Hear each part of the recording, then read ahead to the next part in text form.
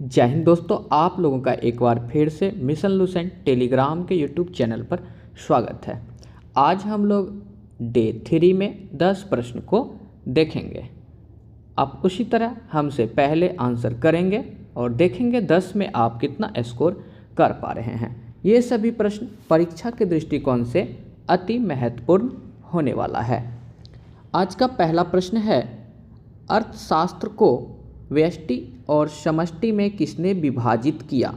तो अर्थशास्त्र जो है इसको व्यष्टि एवं समष्टि में रैगनर फ्रिशक ने विभाजित किया था, इसको याद रखिएगा।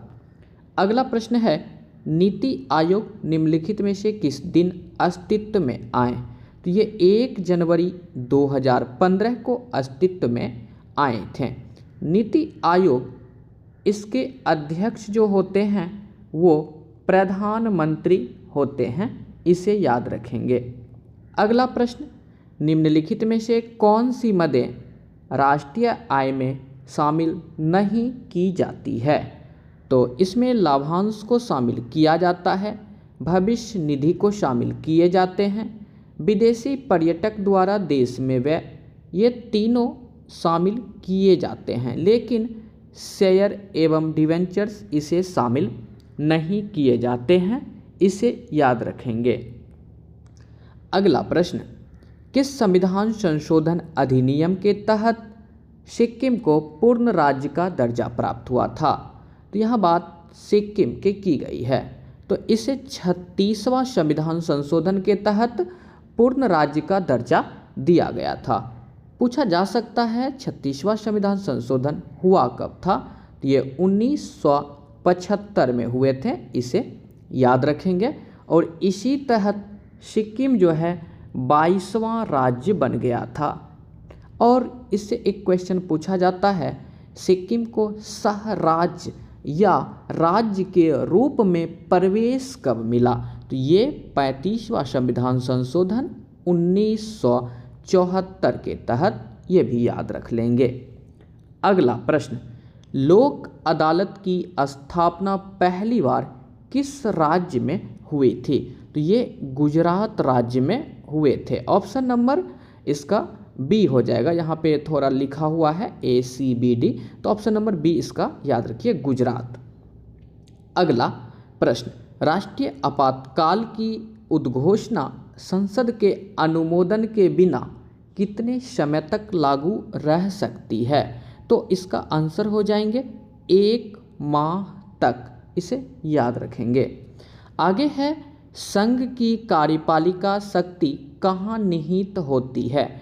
तो संघ की कार्यपालिका शक्ति राष्ट्रपति में निहित होते हैं। और वहीं यदि पूछा जाएगा मंत्रिपरिषद व्यक्तिगत रूप से किसके प्रति जवाबदेह होते हैं? तो उसका भी आंसर राष्ट्रपति हो जाएंगे। लेकिन आर्टिकल याद रखिएगा आप लोग 75 का 2 के तहत होते हैं। और वहीं बोलेंगे मंत्रिपरिषद सामूहिक रूप से, याद रखिएगा सामूहिक रूप से ये किसके प्रति जवाबदेह होते हैं? तो ये लोकसभा के प्रति जवाबदेह होते हैं। और इसका आर्टिकल क्या हो जाएगा?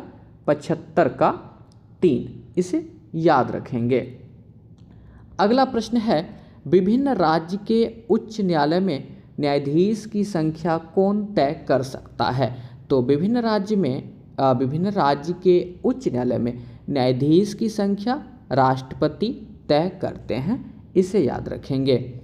अगला प्रश्न है, 101वां संविधान संशोधन अधिनियम 2016 के तहत वस्तु एवं सेवा कर आने के पश्चात किस अनुच्छेद को समाप्त कर दिया गया था? तो अनुच्छेद 268 के ए को समाप्त कर दिए गए थे, याद रख लीजिएगा।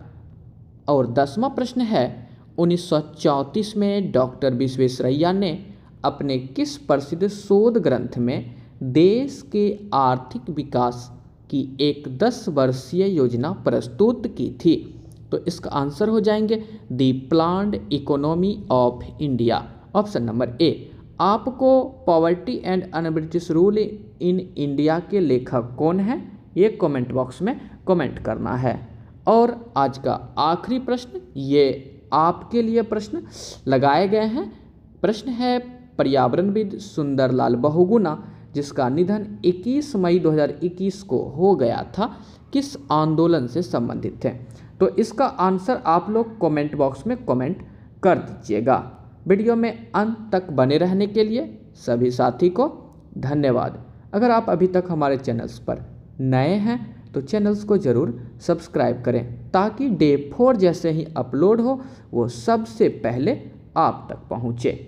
धन्यवाद।